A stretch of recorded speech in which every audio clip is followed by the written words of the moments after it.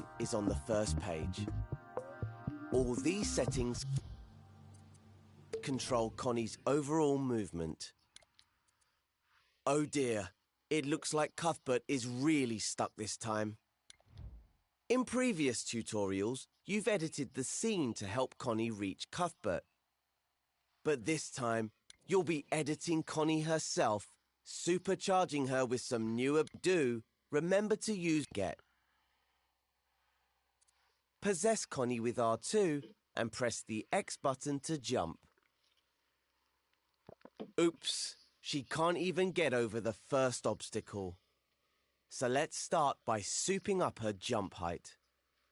Switch back to edit mode and we'll get started. To change Connie's jump height, all we need to do is tweak her.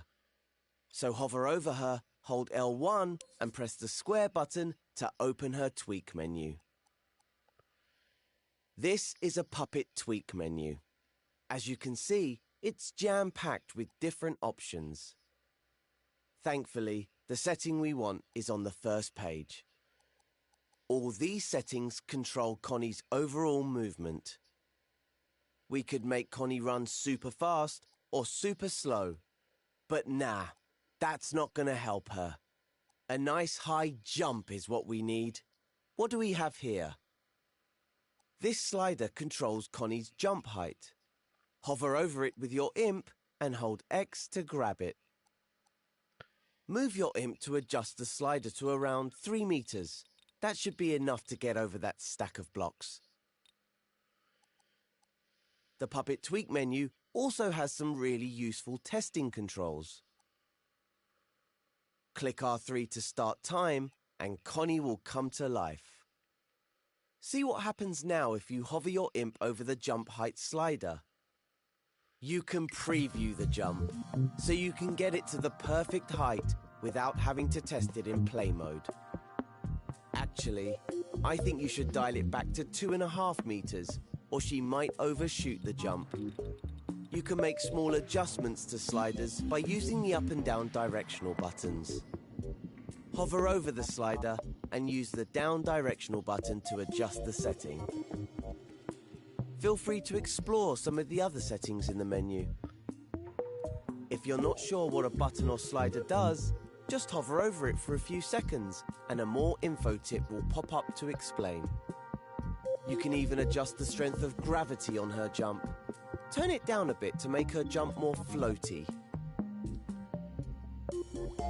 When you've got Connie's jump the way you want it, give it a test run in play mode.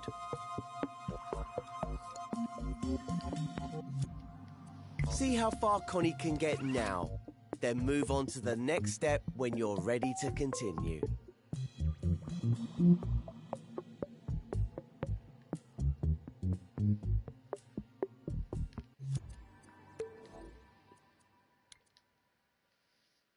Well, that was pretty cool. Unfortunately, Connie's new jumping skills aren't going to be much use on the next obstacle. And don't even think about making her jump over the top, because that force field will zap her in a second. Instead, let's give Connie the power to crouch. I bet she's always dreamed of it. If you're still in play mode, switch back to edit mode now. Rewind time with L3 to put Connie back at the start. To give her a crouch, we need to scope into her. Puppets are made up of sculptures, connectors and gadgets that are grouped together. Hover over Connie, press and hold L1, then press X to scope in. When you've scoped into a puppet, you can see its inner workings. On Connie's back, there's a microchip gadget. It's called Connie's brain, and it contains all her logic and animations. Let's take a look inside. Hold L1 and press X over it to scope in and open the microchip canvas. There's quite a lot going on in here. The gadget I want you to look at is this one in the bottom right corner with the diamond icon. This is a keyframe gadget. If you've played through the Keyframes and Timelines tutorial, you'll already know all about these. Keyframes record changes to things in the scene. They store those changes in a gadget, which can be triggered using logic. This keyframe contains a crouching pose for Connie. Select the keyframe with X, and you'll see a preview of how it looks. Those dashed lines over Connie show that she's being changed by the keyframe. Press circle to deselect the keyframe, and she goes back to normal. To be able to activate the crouch keyframe, we need to connect it to Connie's controller sensor. Then you'll be able to make her crouch with a controller button. In the next step, I'll show you how to do exactly that.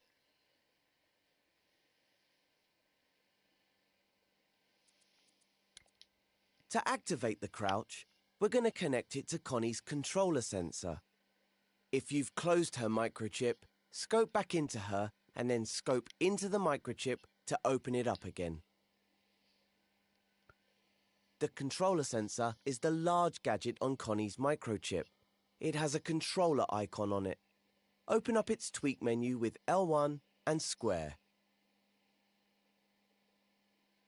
Now you have a microchip and a tweak menu open, you may need to arrange them on the screen. Make sure that the controller sensor and its tweak menu stay to the left.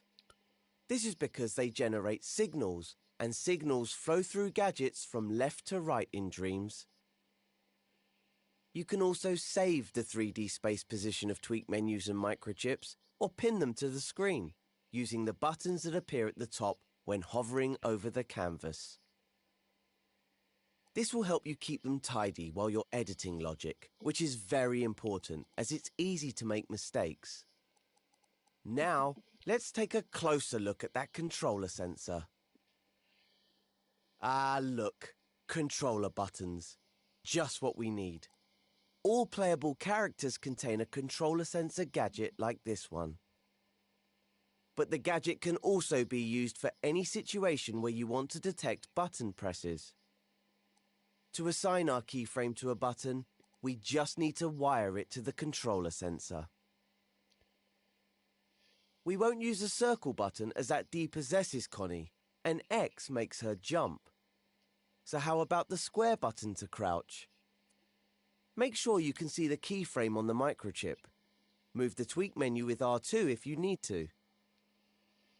If you hover over the square button in the controller sensor menu, you'll see ports appear on either side of it. They're just like the ports you see on gadgets. Ports on the left are inputs, and ports on the right are outputs. Now, you need to be very precise for the next part, as it's easy to make a mistake. Carefully hover your imp over the output port of the square button, and press X to create a wire. Stretch that wire over to the keyframe, and connect it to the power port on the bottom of the gadget with X. If at any time you make a mistake, just undo it using the left directional button.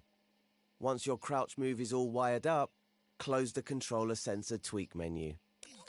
Hover over it, hold L1, then press circle to close. Now try out Connie's new crouch in play mode. See if she can make it under the second obstacle.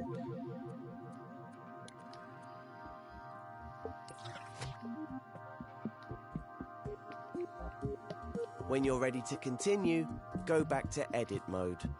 Rewind time with L3 and start the next step.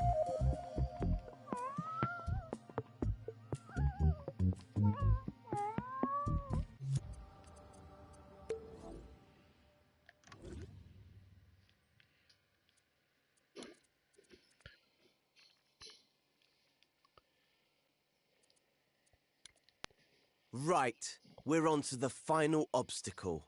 There's no way around it, but it looks destructible. So we're going to make a slam attack for Connie so that she can smash through it. We'll start by recording a pose for the slam. We can do this using a keyframe. Scope back into Connie and open up her microchip if it isn't already open. If you've played my Keyframes and Timelines tutorial, you'll have a bit of a head start on this next part. Go to the Assembly menu and open the Animate menu. Select the keyframe with X. You'll now have a keyframe gadget on your imp. Stamp it somewhere in the scene with R2 or X. The keyframe records changes you make to objects and settings in the scene. It starts recording as soon as you stamp it. You can tell it's recording because your imp will change shape and colour. Now that we're recording, grab Connie's upper body with R2 and drag it gently down to the floor. Because we're scoped into her, we can move her body parts individually to create a pose. If we weren't scoped in, we'd move Connie's whole body. Notice that her knees automatically bend. Make sure her cone is all the way down to the floor so that you can't see her legs. Keyframes can record changes to anything, even tweak menu settings. So, just for visual flair, let's also make her glow. Hover over Connie's cone, hold L1 and press square to open its tweak menu. Because we're scoped in, this opens the tweak menu for the sculpture itself, rather than the puppet. All the settings on this page change the way Connie's cone looks. Look for the glow slider on the first page. Its icon is a sun. Raise the glow up to about 40%. Once you've set the glow, select Stop Recording in the context menu to store the changes to the keyframe. You can close the tweak menu now too. Just hover over it, hold L1 and press circle. Select the keyframe gadget with X to preview what's being recorded. Looks good. Deselect the keyframe by pressing circle. Pretty cool. In the next step, we'll continue building Connie's slam attack.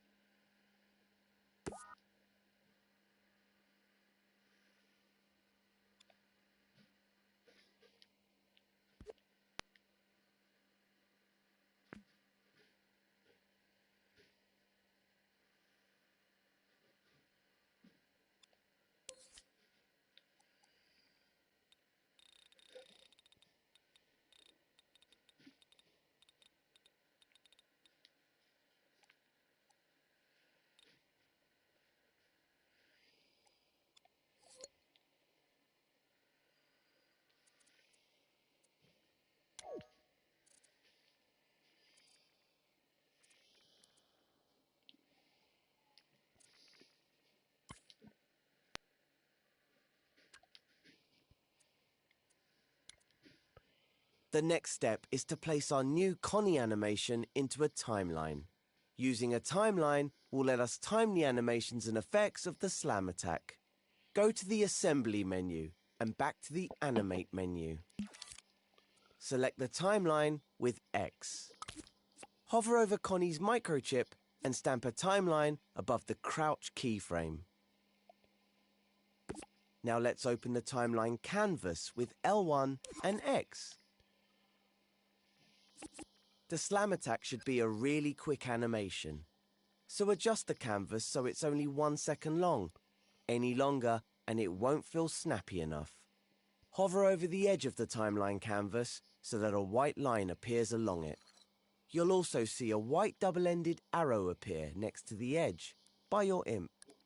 When you see this, grab the edge of the canvas with X. Move your imp to shorten the timeline to 1 second. Make sure you don't select the trim button by mistake. It's a square button by the numbers at the top of the timeline. It has a black arrow on it. The timeline duration is now correct, but the space is very small. So let's zoom in a bit. Hover your imp over the timeline canvas, hold L1 and press the right directional button to zoom in. This will keep the timeline duration to 1 second long, but stretch the space so that you can fit more detail into it. If you need to zoom out, just hold L1 and press the left directional button. Now let's put our Slam Attack keyframe onto the timeline. Grab the keyframe with R2 and place it at the start of the timeline canvas. Make sure you've got the Slam keyframe and not the crouch one. The gadget automatically snaps to the surface of the canvas. The keyframe is only a fraction of a second long at the moment, but we need it to fill the length of the timeline. So hover over the keyframe and hold the up directional button to scale it. Make it the same length as the timeline. Now we want to wire the timeline up to a button press, just like we did with the crouch. Move the timeline canvas so that you can see the controller sensor and the timeline gadget. Open the controller sensor tweak menu with L1 and square. I'm going to use L1 as the Slam Attack button. Hover over the output port of the L1 button and press X to create a wire. Stretch the wire down to the timeline gadget and connect it to the power port on the bottom. You can now use the L1 button to perform Connie's Slam Attack. Give it a try in play mode.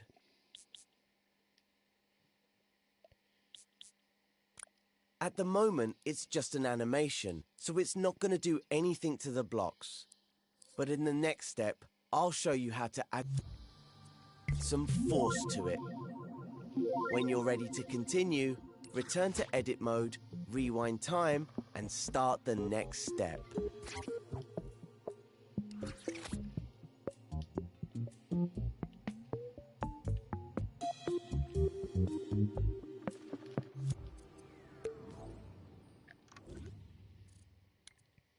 The Slam Attack animation is all set up, but it's not doing much besides looking cool, so we need to add a gadget to our timeline that will emit a force when Connie slams the ground.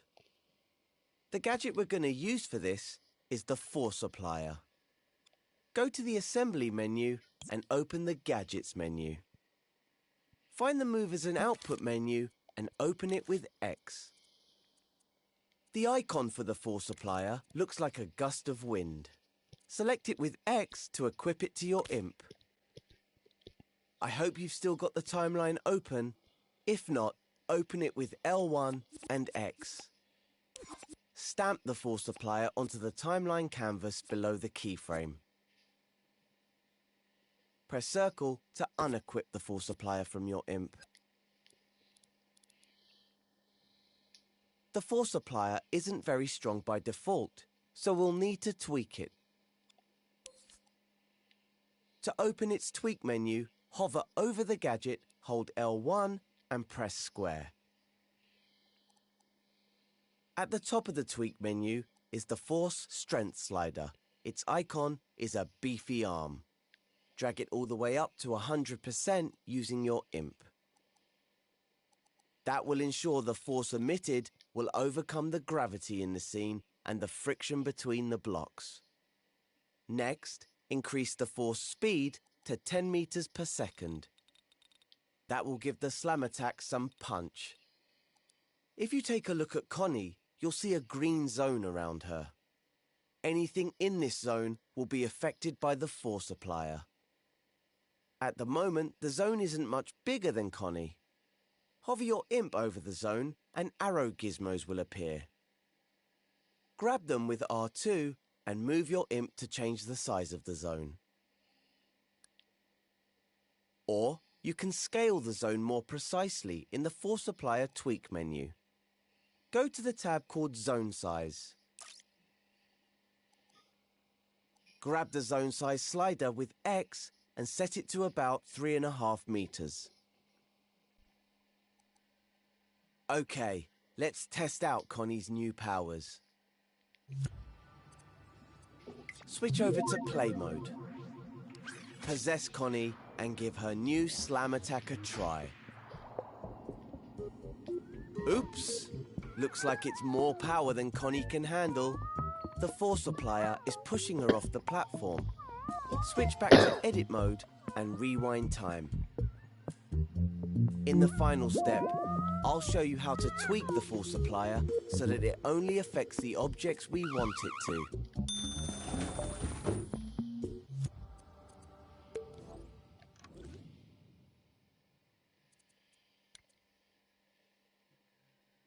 To prevent the force applier from pushing Connie off the platforms, we're going to use labels.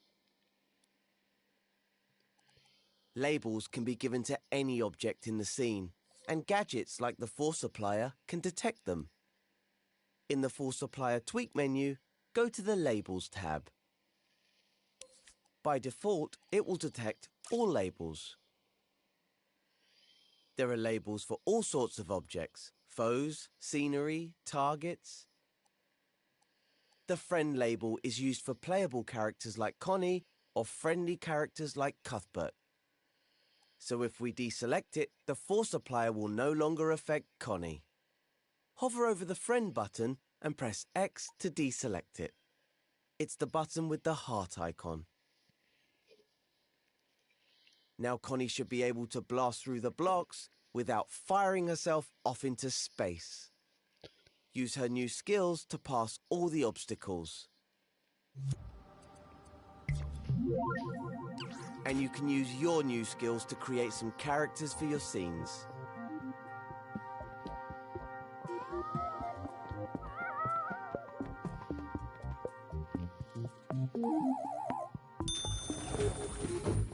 When you've successfully rescued Cuthbert, go through the door to...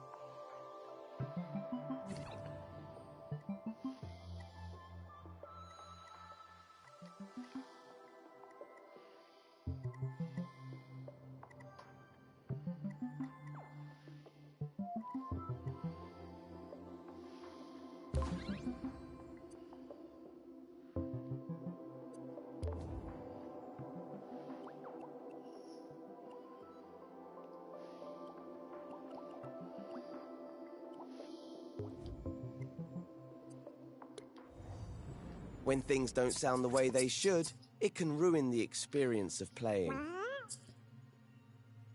Don't worry, Cuthbert. The Dreamiverse contains heaps of ready-made sounds for us to use. First, let's switch over to play mode and see how it all sounds at the moment.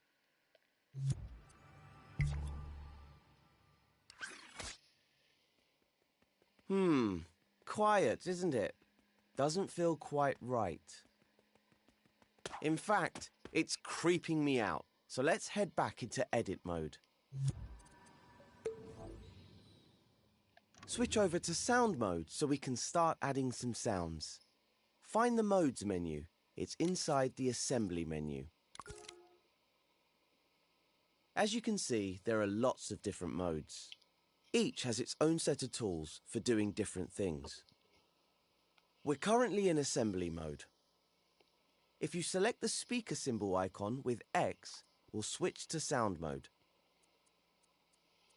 That's better. In the next step, we'll start adding sounds to the scene. Okay, the first thing we need to do is to start adding some background sounds. See the button with the magnifying glass in the sound menu? That's the search menu. Select it now to view the different types of sounds you can add. Now select the speaker button to search for sound effects. This is the Dreamiverse, where you can find all the wonderful stuff other dreamers have made. I've already set aside a collection of sound effects for you in here. That's what this collection is. It's bursting with different sound effects for you to play with. Select it with X to open it. I've arranged the sound effects into groups for you. To get a proper overview, use the right stick to zoom in and out of the collection. This group of sound effects are background sounds. You can hear a preview of each sound by hovering over them with your imp. Find something that fits the dreamy atmosphere of the scene. I rather like Dream Space. When you've found a sound you like, select it with X. The sound you selected now appears as a gadget on your imp. You can stamp it into your scene with R2, any place you like. It doesn't matter where you put it because background sounds can be heard everywhere in a scene. Now let's start time with R3 and see how it all sounds. Ah, that's better.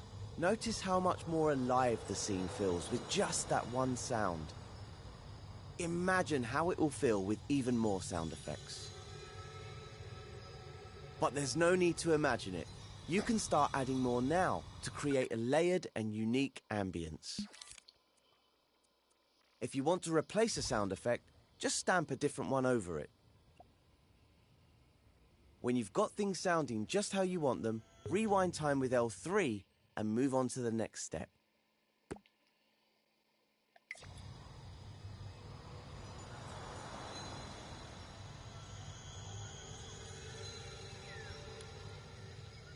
Background sounds really help to create an immersive atmosphere. But to add sound to a specific object in the scene, you need to use what we call a spot sound. Let's try it out on the fire between the platforms.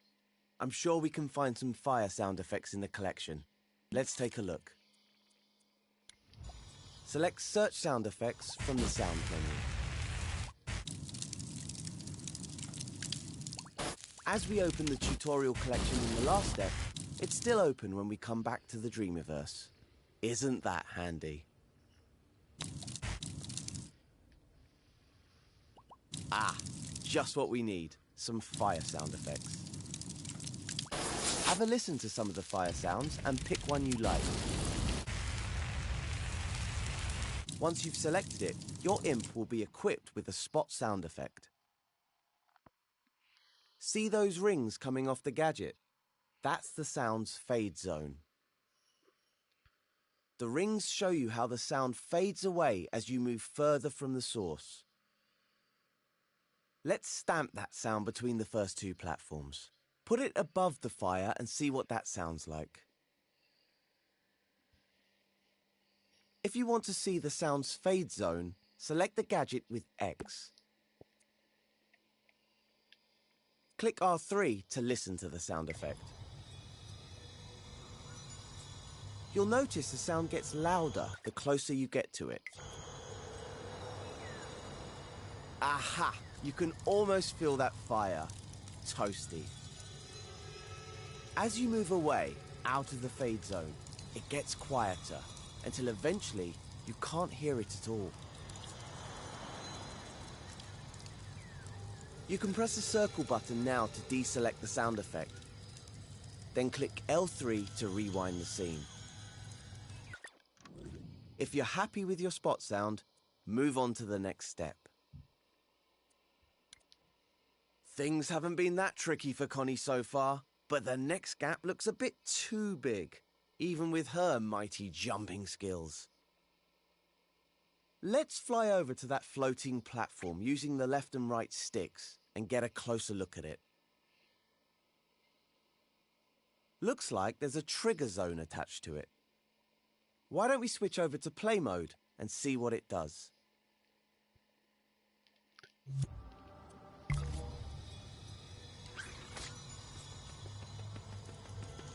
Well, will you look at that? It lights up the platform when Connie steps on it. Lovely. You know what would make it even better though? If it made a sound as well. So let's switch back to edit mode and make that happen. I've got a feeling you can find something in the tutorial collection to use here. Go to the assembly menu and go back into sound mode. Now go to search and select search sound effects. Over here are some energy sound effects. Have a listen to a few. Pick a sound effect for your light-up platform. I quite like the sound of Dream Terminal. See which one you like and select it with X.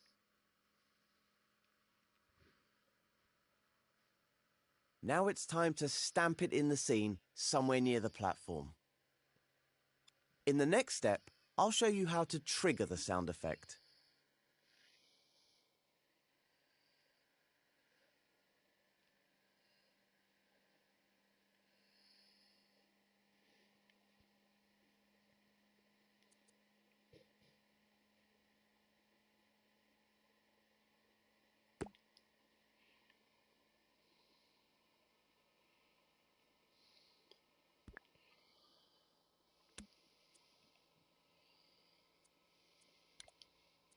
As we've already seen, background and spot sounds will play constantly when placed in the scene like this.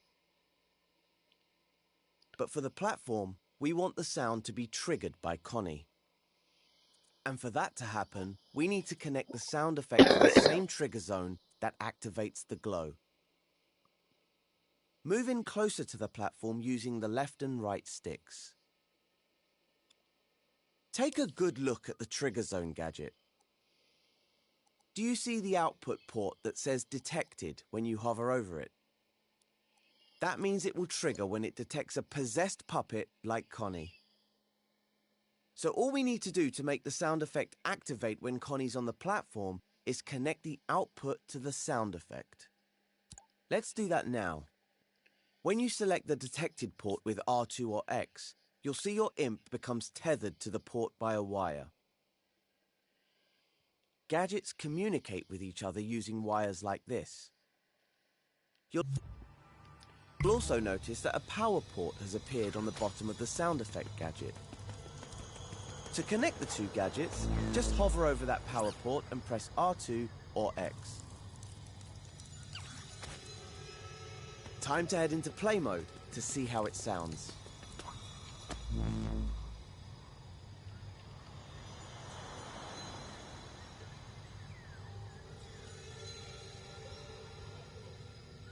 When you're ready, switch back to edit mode and start the next step.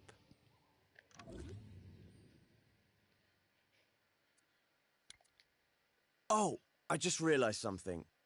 We got so caught up with these sound effects, we forgot to add another platform for Connie. She must be getting impatient, so let's sort that out for her. The easiest thing to do would be to clone the platform. Remember how to do that? Just hover over it, hold L1, and press and hold R2. Once the clone has been created, let go of L1, move it to the right spot, then release R2 to place it down.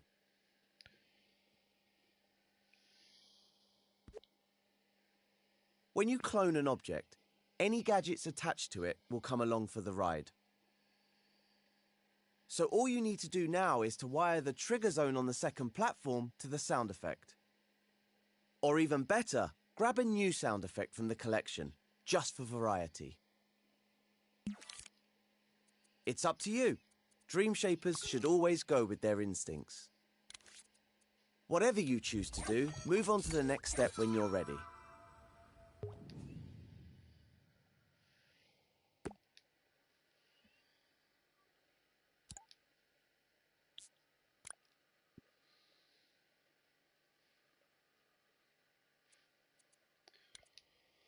All right, there's just one more gap for Connie to cross before she reaches the door. That pink cylinder would make a great stepping stone for her, but it's all the way down in the water. If you take a closer look at it, you'll see there's a trigger zone and a movement sensor on it. They're not connected to anything right now. There's also a keyframe on the platform. I wonder what that does. Try selecting it with X to find out. Just as I thought. It raises the cylinder, so Connie can use it to cross over. Press the circle button to deselect the keyframe. Looks like all we need to do is connect the cylinder's trigger zone to the keyframe, so it moves up when she gets close. And while we're doing that, why not add a sound effect to it as well? Let's jump back into the sound effects collection and see if there's anything appropriate in there. Down here, we've got some mechanical sound effect loops. These are the perfect sound effects for any sort of machinery in a scene. We want something that would go well with a raising platform. I think I'll go for the heavy metal ratchet loop. That sounds good, right? Okay, now select the sound effect of your choice and stamp it near the pink cylinder with R2 or X. In the next step, I'll show you how to connect all of the gadgets. Now we just need to do a little bit of wiring to get everything working. Remember, the trigger zone will activate when it detects Connie, triggering the keyframe to raise the platform. Grab the detected output from the trigger zone with R2 or X. Then stretch the wire to the keyframe gadget and connect it to its power port with R2 or X. Now let's get the sound effect working. This will be triggered by the movement sensor. The movement sensor detects when the object it's attached to is moving. So when the platform starts rising, the movement sensor will send a signal from its output port. That's the output port on the right side of the movement sensor gadget. It's called velocity overall. Press R2 or X over the port to create a wire. You'll need to connect the other end of the wire to the sound effects power port.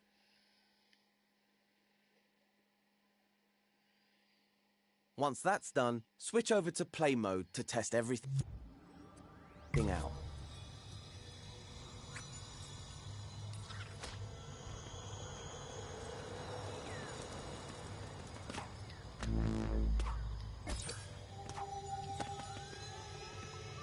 So much better.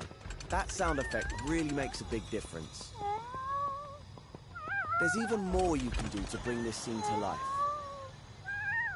See if you can add some sound to the water between the platforms. I think there might be some water sounds in the tutorial collection. Experiment with the different effects as much as you like and see what you can come up with. When you're done, just take Connie through the door in play mode to finish this tutorial.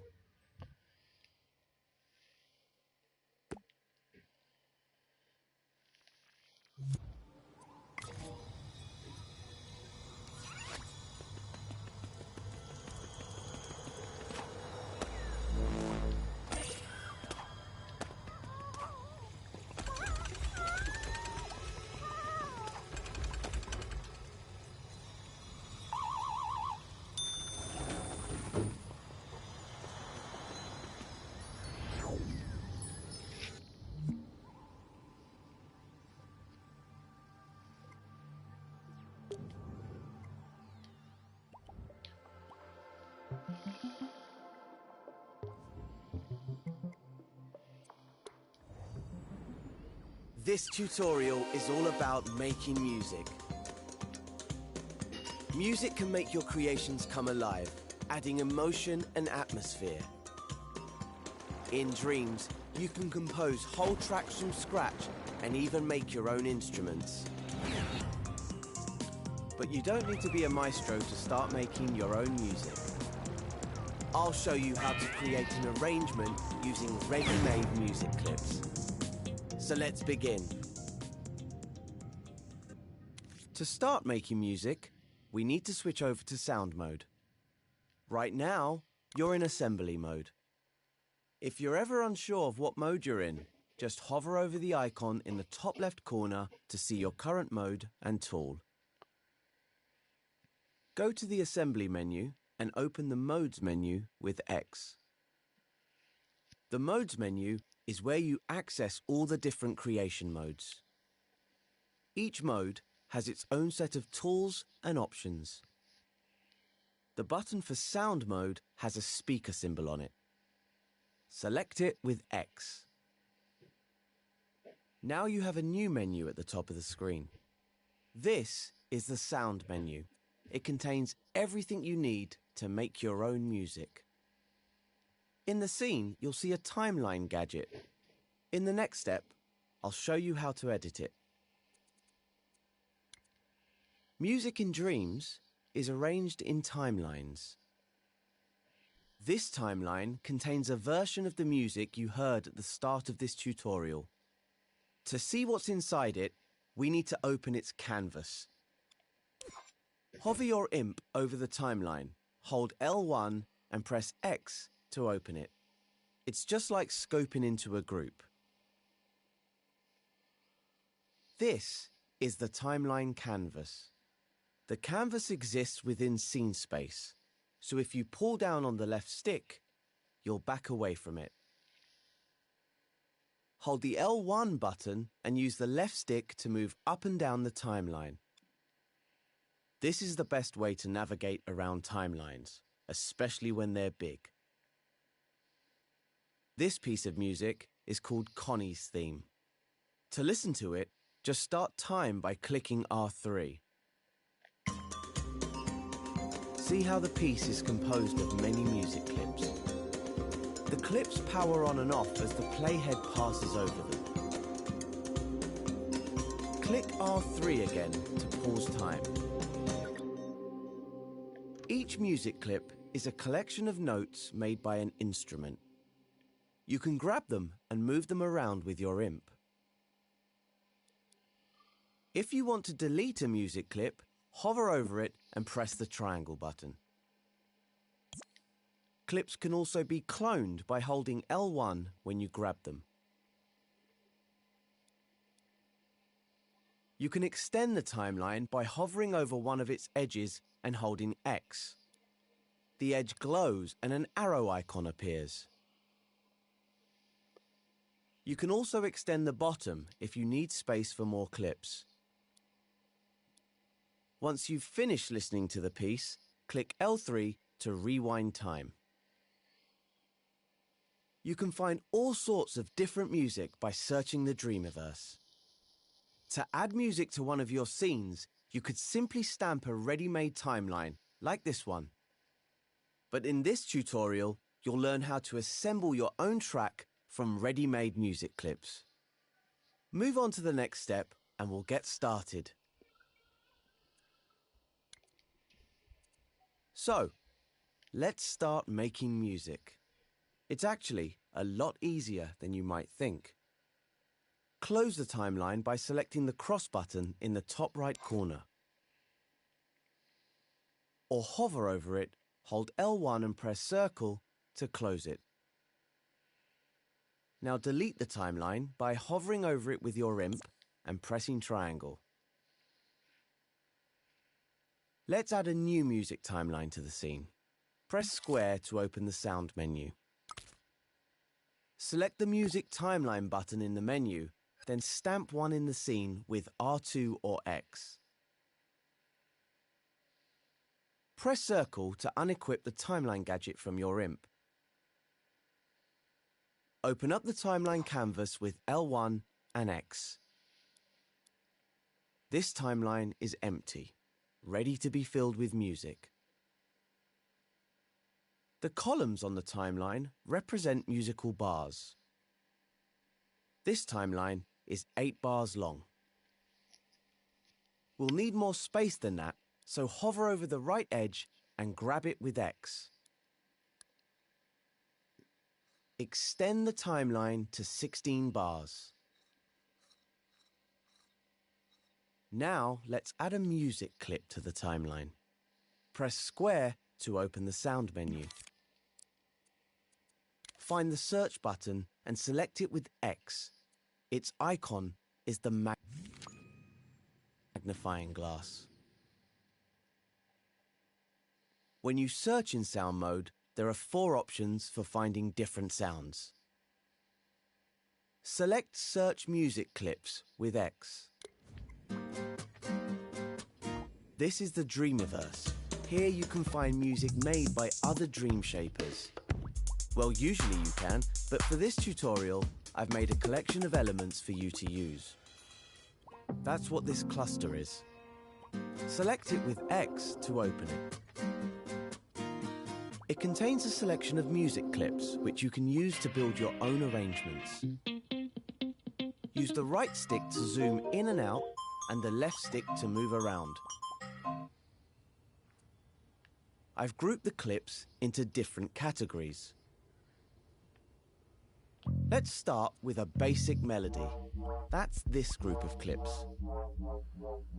Hover over the clips to hear a preview of how they sound. Find one that you like, then select it with X to equip it to your imp.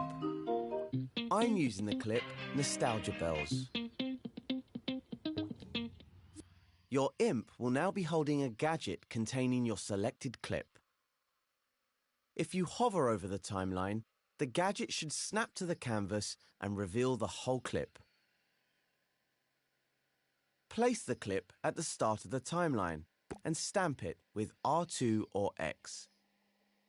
Clips on a timeline will snap to the bars and to other clips. This will help you line them up. Click R3 to listen to the timeline. In the next step, we'll build up the track with some more clips. Click L3 to rewind time.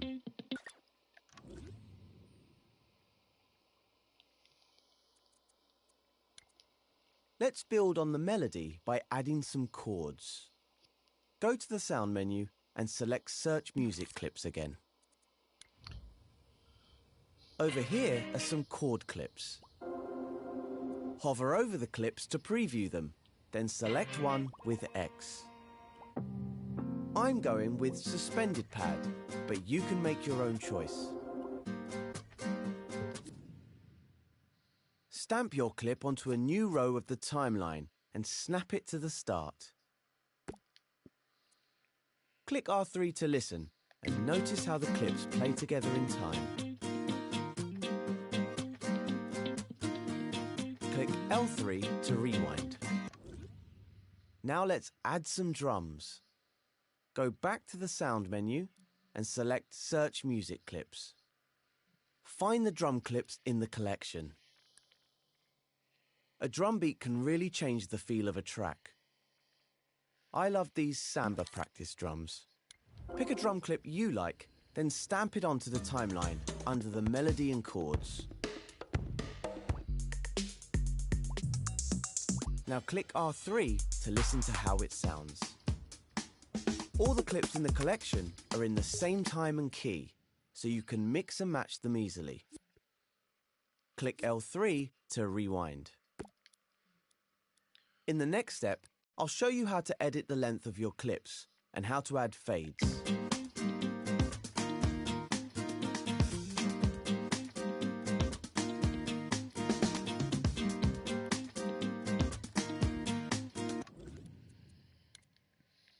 When you hover over a clip on the timeline, you'll see dotted lines light up at the start and at the end of the clip. Move closer to the timeline so you can see them properly. These are trim handles. We can use them to change the length of a clip. Hover over the handle on the end of the drum clip, then hold R2 to grab it.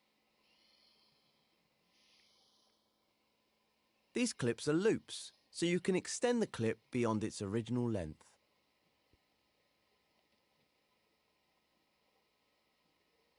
All the clips in the collection can be extended in this way.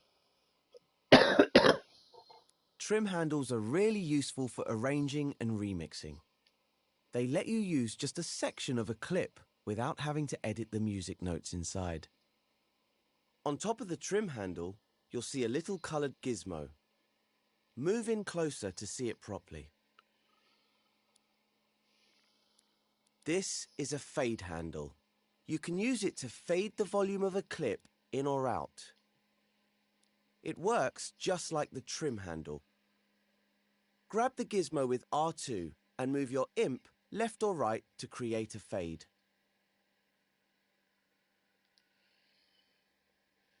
Try adding a fade out on the cord clip so it drops off gradually. Drag it out further for a longer fade. Now click R3 to run time. Doesn't that sound cool? You may have noticed that the music stops as soon as the playhead reaches the end of the timeline. In the next step, I'll show you how to make your timeline loop. Now click L3 to rewind.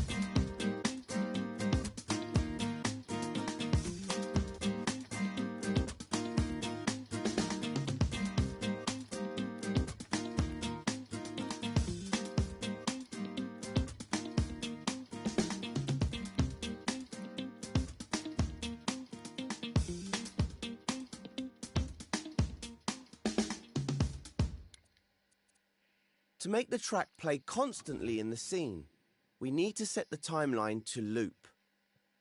We can do this in the Timeline's Tweak menu. Hover over a blank area of the timeline, hold L1 and press square to open its Tweak menu. In here, we can change the timeline settings. Find the Playback Mode section. There are 3 options. Once means a timeline will play once all the way through when it's powered on. Sustain means a timeline will pause when it's powered off, then resume once it's powered on. Loop means a timeline will play repeatedly while it's powered on. Hover over the loop icon and press X to change the playback mode. You can also change the playback speed in the Tweak menu. Hover over the playback speed slider and hold X to grab it. Now move your imp to the left or right to adjust the value. Click R3 to hear your adjustments live.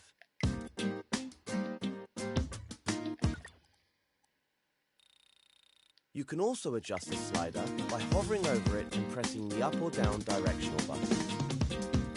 See how it sounds when it's slowed down or sped up a little.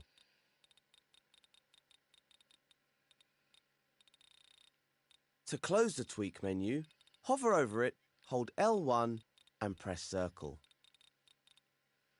You can also tweak music clips to make them loop. Just hover over them, hold L1 and press square to open their Tweak menus. You can also change their volume and tempo. Be careful changing the tempo, as your clips could go out of time with the others. We've made a cool piece of music, but you can carry on adding more clips if you want to. Maybe you heard something in a tutorial collection that would sound awesome in your arrangement. Try trimming and looping tracks. See what you can come up with. If you need extra space, you can extend the timeline by grabbing the edges with X. All the clips we've used in this tutorial come from the Media Molecule Music Collection. The collection contains lots of music clips you can use, as well as some complete tracks. Look for it in the Dreamiverse next time you're making music in sound mode. Once you've finished, switch over to play mode and listen to your track in the scene. To end the tutorial, just press Options and select the Exit Creation button.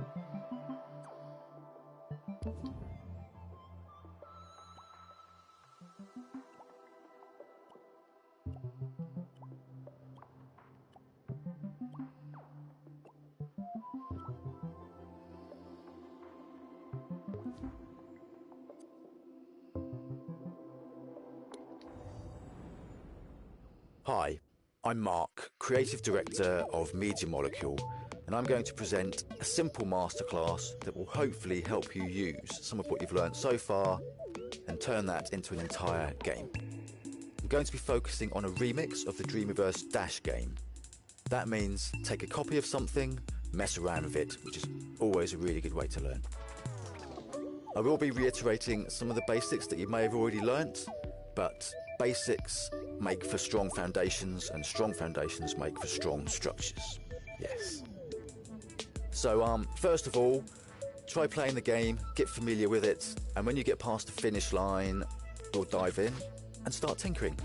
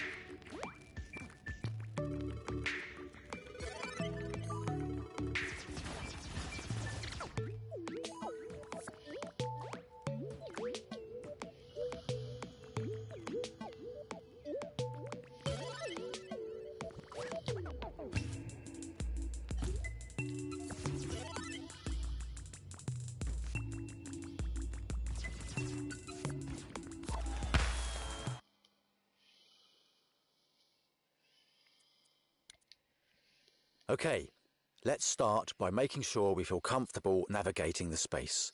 So here's a quick reminder of how we do this. If you feel you're already a master at camera controls, then you can skip this step. Use the left stick to move forwards, backwards, left or right. Use the right stick to look in a different direction.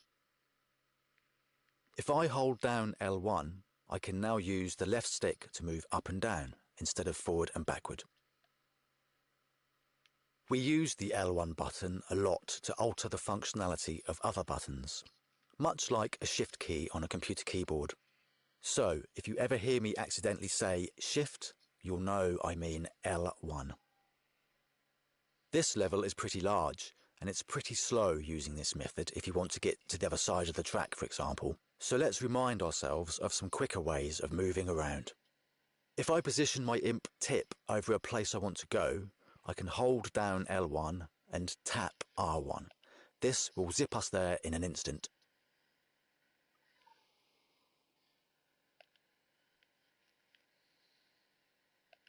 Finally, another useful method is to position your imp tip over a place you want to go to, just like before, except this time hold R1, which will lock your imp onto whatever you are hovering over. You can now use the left stick to zoom in and out and the right stick to orbit around the point you grabbed. Using this method, you can also use the motion sensor in your controller by physically moving the whole thing to orbit around the point you grabbed. This is a very nice method once you get used to it. Have a go. It's worth spending time with these techniques until you feel comfortable moving around. When you feel you're getting the hang of it, click the big arrow and we'll do the next step. Okay, you should be confident about moving around with camera controls now, so let's start changing the actual scene. Before we do that though, you may have noticed lots of these little bright cubes scattered around. These are gadgets. We don't need to see them for now, so let's hide them. Go to the menu, find the Show Hide button, and make sure electronics are turned off. That'll make things a bit clearer. Okay, let's start changing the track layout. In this step, I'll be talking about deleting, moving, and cloning. If you feel you're already a master of these techniques, then feel free to skip this step. A really easy thing to do is just delete some bits. Position your imp tip over a module. You'll see it highlight to show which thing you're over, and then you can simply press the triangle button to delete it. You'll also find a delete tool in the menu. Remember, use the square button to show or hide the menu. In the Tools menu, you'll find the Delete tool, but I suggest you try to remember the shortcut buttons. It will make for a far more fluid experience, and this is a masterclass after all. Sometimes you'll notice these little white outlines that remain. These were added as an artistic choice using Paint mode after the various track modules were placed. If you want to learn more about painting, then check out the art tutorials. But for now, feel free to just delete them if you wish. It won't affect how the scene plays either way. And remember, you can use the left and right directional buttons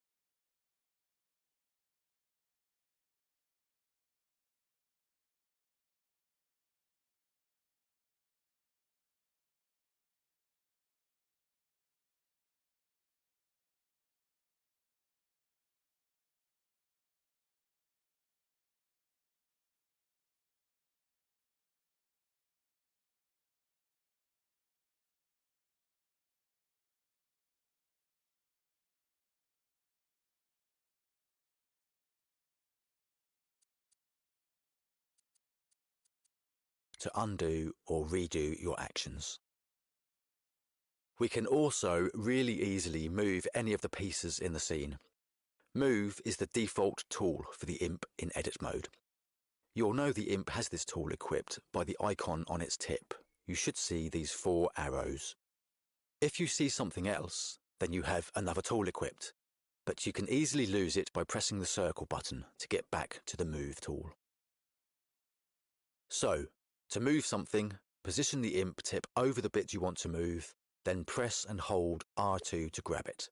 Now you can move it. Note that you can still use the sticks to navigate the scene while holding an object. You can also select a bunch of things using the X button, and then move or delete them all at the same time. Just press X on each bit you want to select, or hold down X and swipe over all the bits you want to select. Press the circle button to unselect everything you've selected. Cloning things in the scene is a quick and easy way to start adding things. To do this, simply hold down L1. Remember, we treat L1 like a shift key on a computer keyboard. Then grab using R2 as before and move it. This will make a copy. To try out any of the changes you make, press the Options button to bring up the Options menu and select the Play Mode icon. Then we can test what we've just done.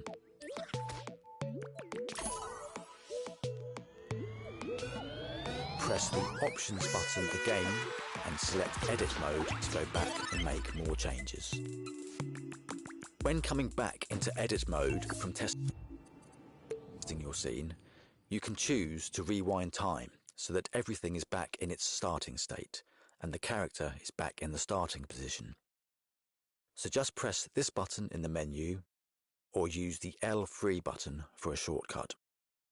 But you don't have to rewind time when you come back into edit mode.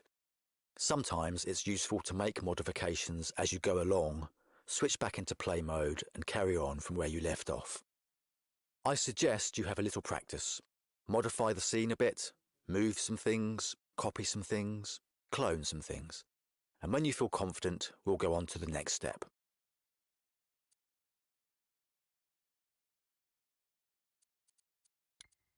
Hello again. I know some of you out there like to be all neat and tidy, line things up, keep things at right angles, etc. If this is you, then you can use the various guides to make you feel less itchy. Grid Snap is most useful for this. Look in the menu under Guides. Turn on Grid Snap with X, and then you can make the grid coarser or finer. Now, when you move an object, you'll see that it snaps to a grid.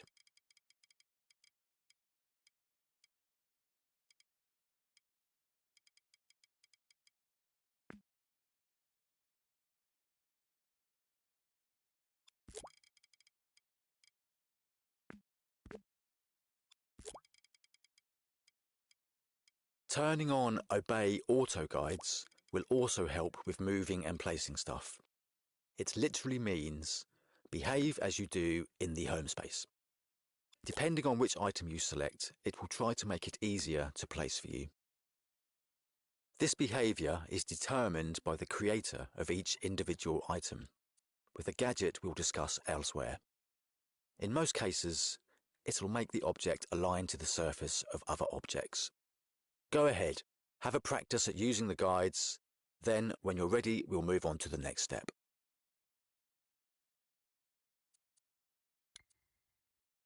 So, let's add some new objects to the scene without using the clone tool. If you can't see your menu, remember to press the square button to make it appear. For some new objects, we'll need to go and search the Dreamiverse. Do that by clicking this button on the assembly menu. You can go looking for whatever you want, but for the sake of this tutorial, we'll stick to the Dreamiverse collection. So make sure you're in there. Go in and choose a bounce pad with X.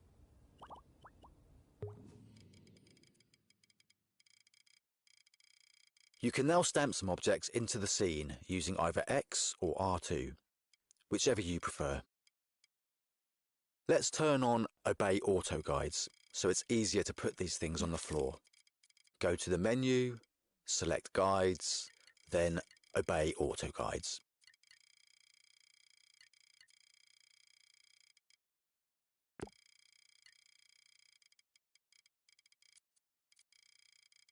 Let's get another object, a balloon.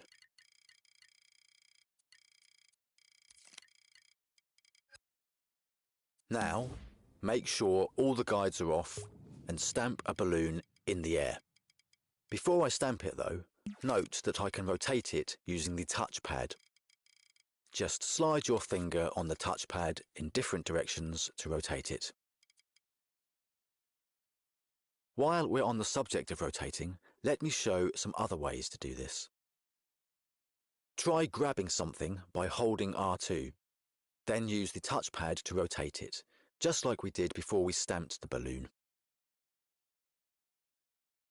Another way is to grab and hold with L2 instead of R2.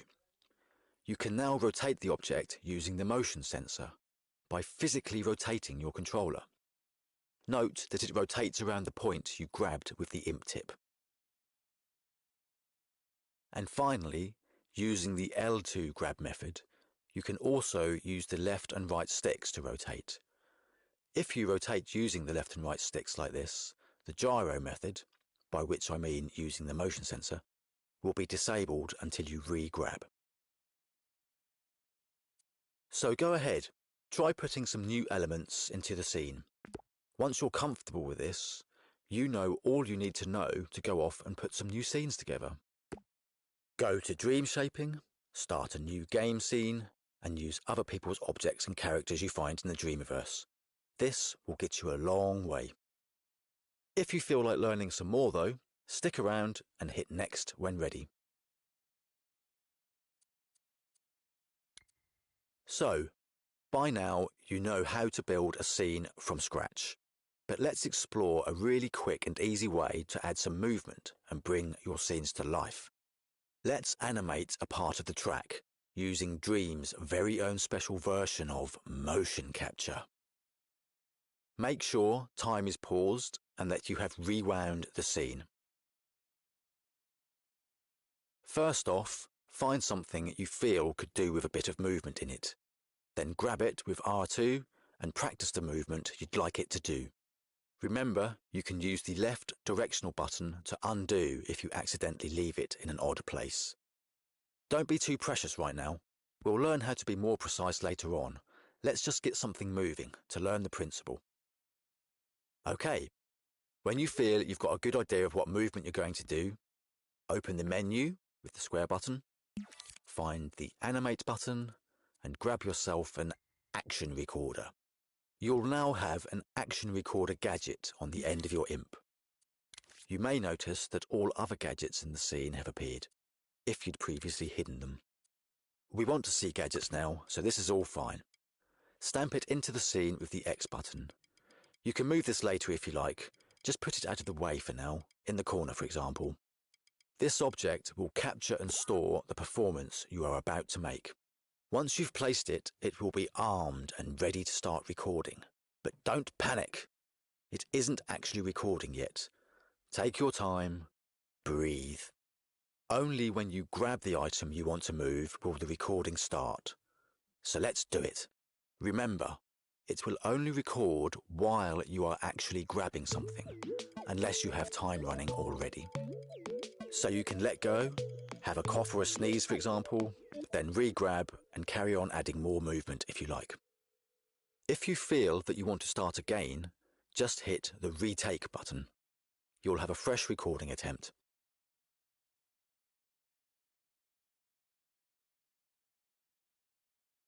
When you feel you're happy enough, press the Stop Recording button to finish capturing your moves. Congratulations!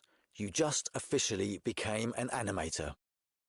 Start time using this button, or use the R3 shortcut, and hey presto, movement.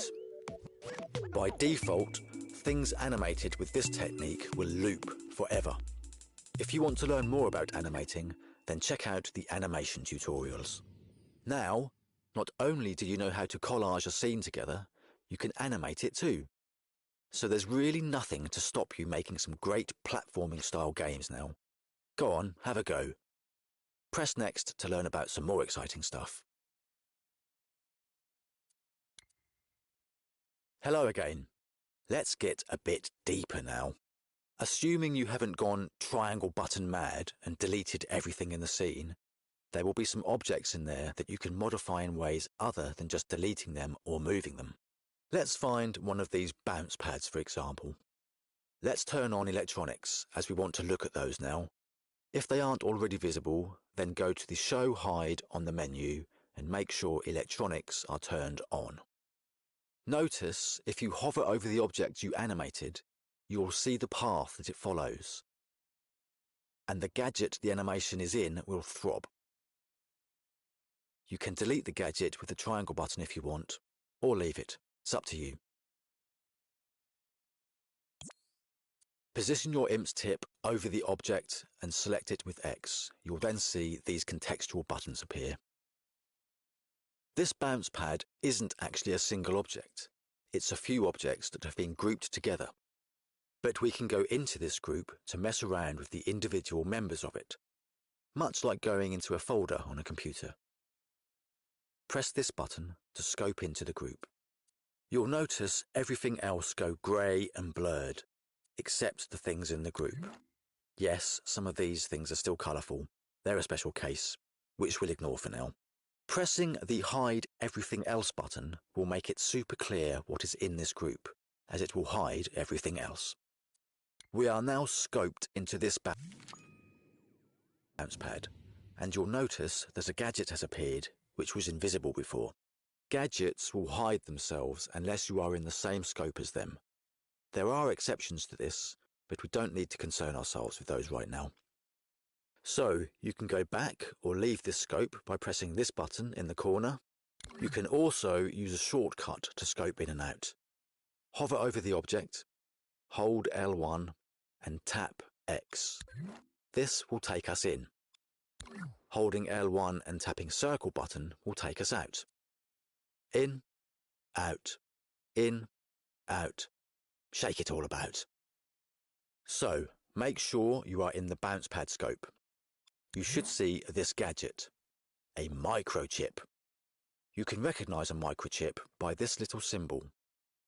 We can look inside the guts of a microchip by either selecting it with X and using the Open Microchip button, or by holding L1 and tapping X. This will tunnel us into the microchip and reveal some of its inner workings on its circuit board. It's possible you may be looking at the back of the circuit board when you first open it. If that happens, then simply move your camera to look at it from a better position. Or you can also use the L1 plus R1 trick on the circuit board to quickly zip to a better viewing position. We won't concern ourselves right now with everything on this circuit board. Let's just try changing the value on this slider using X. This will affect how high the bounce pad sends the character. Try ramping it up, and then switch to play mode to try it out. Remember, you've only changed one bounce pad though, not all of them, so try to remember which one you changed.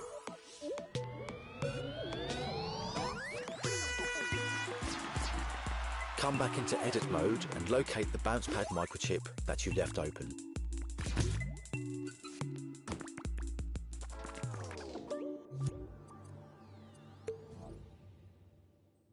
You can close a circuit board by pressing this little button in the corner, or by hovering the IMP tip over the board itself and pressing the L1 and circle button shortcut. But feel free to leave it open if you wish. You can happily scope out of the bounce pad, but leave the circuit board open. You won't need to scope in now to change the slider, but once closed, you'll have to scope in again to see the microchip and open it up. Lots of the items in this scene have a circuit board with a slider or two on them. So hunt around the scene, scope in, find them, experiment. Come back when you feel ready to learn some more.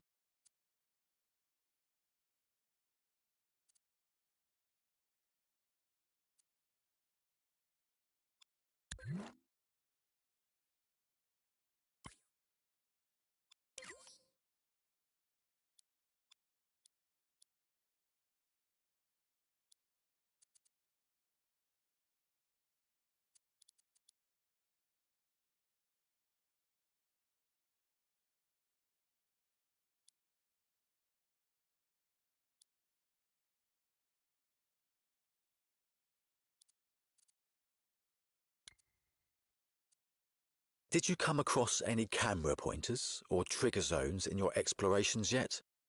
No? Then let's find one. There should be one right near the start gate. Assuming you haven't deleted them all, they look like this. This is a trigger zone, and this is a camera pointer. Notice that when you hover your imp tip over either of these gadgets, a wire will appear. This shows us that they're connected to each other. A trigger zone is a way of saying, when something enters a certain area, do something. In this case, the trigger zone activates the camera pointer. When the cone character is in the trigger zone, a camera pointer will force the camera to look in a defined direction.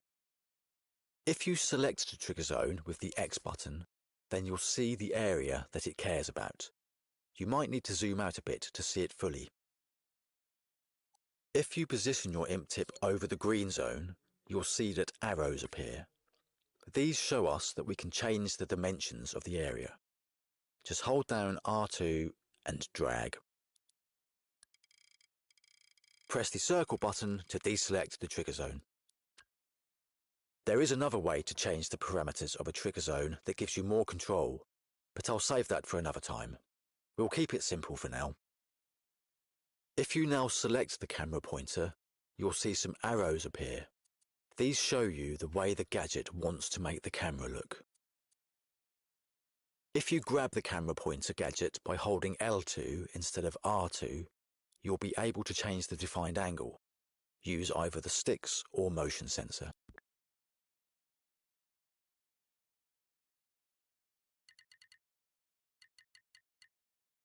Let's look over here, and we'll see a trigger zone that has multiple wires coming off it. We can trace these wires to see what they are connected to. Handy little tip. If you use the L1 plus R1 trick on a wire, it'll take you to the other end of it. Very handy.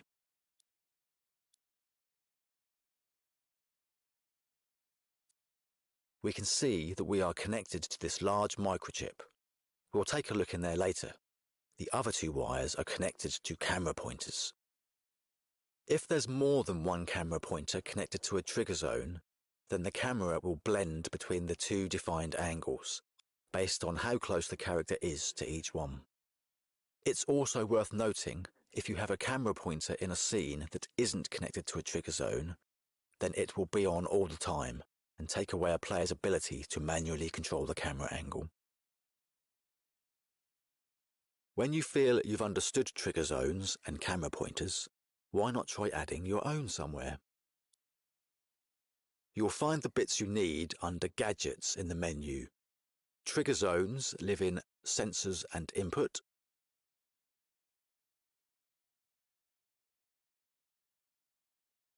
And camera pointers live in Cameras and Lighting.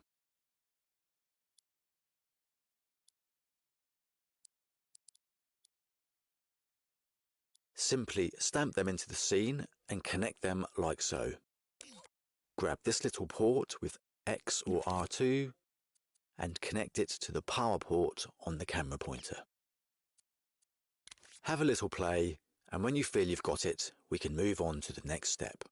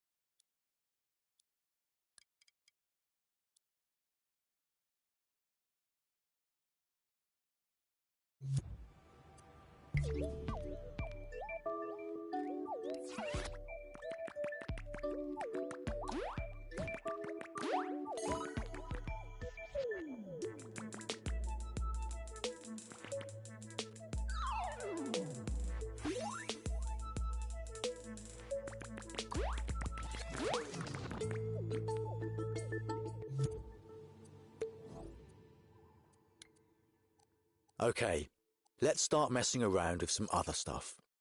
First of all, if you haven't already found it, find the big microchip labelled Level Logic. You see this little symbol down here?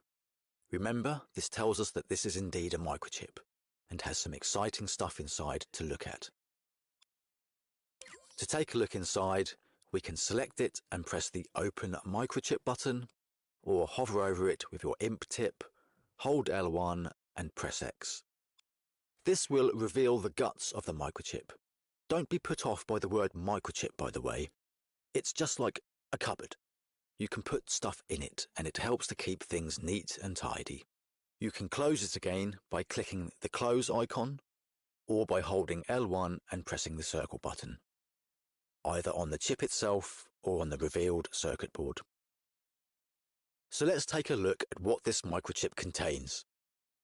First of all, we have a sun and sky gadget. This will let us change some parameters regarding the sun and sky. So let's do that. But first, remember how I said microchips have this symbol on the corner, like this? Well, we can see the sun and sky gadget, which looks very similar to a microchip, doesn't have the symbol. This isn't like a cupboard. This is more like a cup in a cupboard. Are you keeping up with me? Feel free to go and get a cup of tea. It's pretty simple. There are microchips and gadgets. Microchips have this little symbol, gadgets don't. Why am I going on about this, I hear you say? Well, to get inside a microchip, as I've already said, we can use the L1 and X shortcut.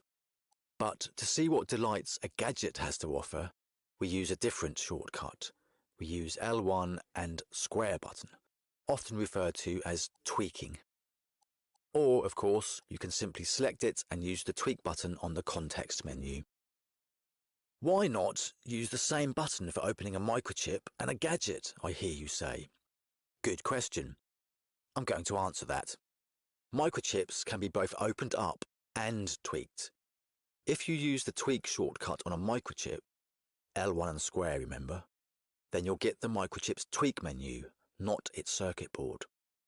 On a microchip's tweak menu, you can change its colour and the icon it displays, amongst other things. You'll care more about this when you start making your own microchips, but for now, we'll just close this. I thought it was worth showing you, as it's inevitable you'll accidentally open a chip's tweak menu when you meant to open its circuit board. But no need to worry, you'll soon get used to it. So, anyway, let's tweak this sun and sky gadget. L1 plus square button. Notice that if I move the camera around, the tweak menu will follow me. This is their default behaviour. If you prefer it not to do that, then simply press this little button here, and it will sit in the world. This tweak menu has 2 pages. First page controls the sun brightness and colour, etc. But let's look on the second page. Select this tab by pressing the X button with the IMP tip. By holding down the X button and dragging these sliders, you can change the colour and brightness of the sky. I can grab the whole menu by holding down R2 if I want to move it to see more clearly. Remember, X button to change something on a tweak menu, R2 to grab and move the whole menu. Let's change a few sliders and see what happens.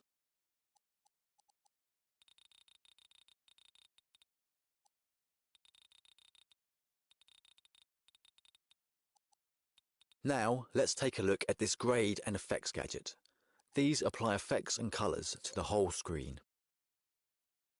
Have a little muck around, test it out in play mode, and if you're feeling really ambitious, why not try hooking up a trigger zone to a grade or sky gadget and see what happens? Note that if you have more than one grade or sky gadget in a scene, and they are active at the same time, they will average out their settings with the other gadgets of the same type. When you're ready, come back for the final step in this masterclass. So let's finish up by looking in this gadget here, Global Settings. Remember, L1 plus square button to get at its tweak menu. We can use this to set how strong gravity is in the scene, for example. Be sure to tick this button on or it will ignore the setting. As for the rest of the stuff in here, feel free to take a look inside. I won't go into detail, we've covered enough for one tutorial, but just to give you an overview, let's skim over them. This chip handles a firework display at the end of a race. This one hides the finish gate until you're halfway around the track, to stop players cheating. But you could solve that with careful scene design, or simply not having a looping track, for example. This chip handles the music, and it's a rather fancy way of doing things. It does different things depending on whereabouts in the race you are, but you can just stamp a simple piece of music into the scene if you like, job done. Or have no music at all, of course. This chip here puts up some simple text instructions. And finally, some more audio stuff. A simple mixer. Again, you don't need to use any of this stuff, but in future, as you get more professional about things, you may really want to. So, that wraps up this masterclass. I hope it's taught you something useful. You now know everything you need to start making new scenes. Why not go and try making a new game scene from scratch in Dream Shaping? Find some objects and a character, maybe a piece of music, and publish it. Go on, I dare you.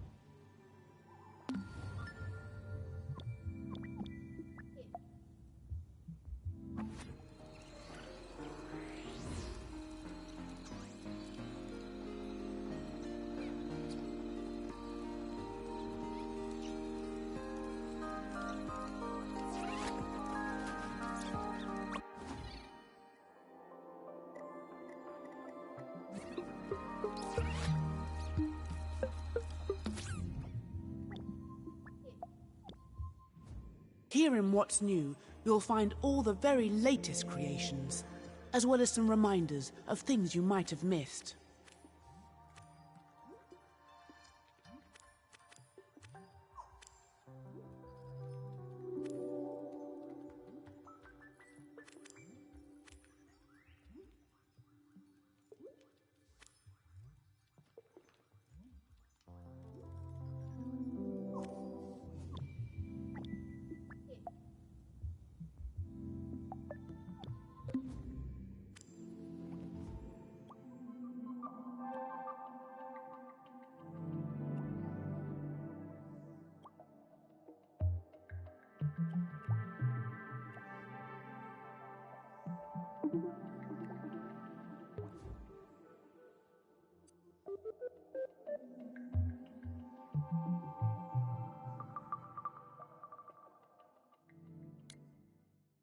Just one more bridge for Connie to cross.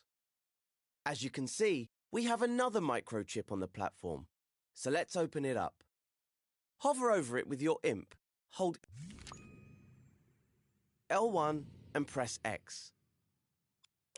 Okay, looks like we have everything we need here. But Connie's an adventurer, so how about we make this last bridge more challenging?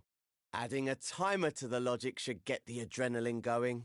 Once Connie activates the button, she'll only have a few seconds to cross before the bridge drops.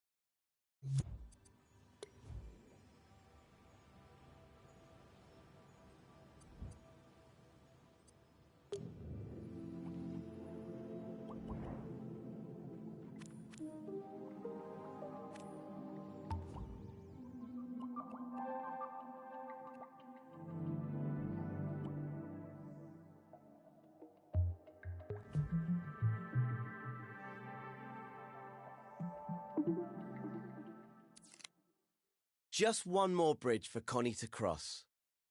As you can see, we have another microchip on the platform, so let's open it up. Hover over it with your imp, hold L1 and press X. Okay, looks like we have everything we need here.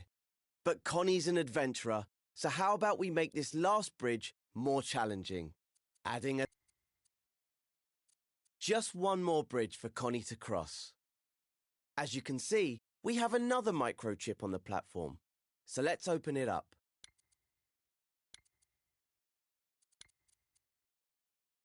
Just one more bridge for... If we want the bridge to stay up, we'll need to add a gadget between the trigger zone and the rotator to keep it activated. We can do this with a counter. So let's go into the assembly menu. Press square to open it if it's closed. Now that we've connected the rotator, let's take a look at the second platform. See the yellow gadget on its side? This gadget isn't a sensor or an output. It's called a microchip. Microchips are used to organize logic in scenes. You can think of them as boxes of gadgets and wires. Let's have a look inside. Hover over this one with your imp. Hold L1 and press X.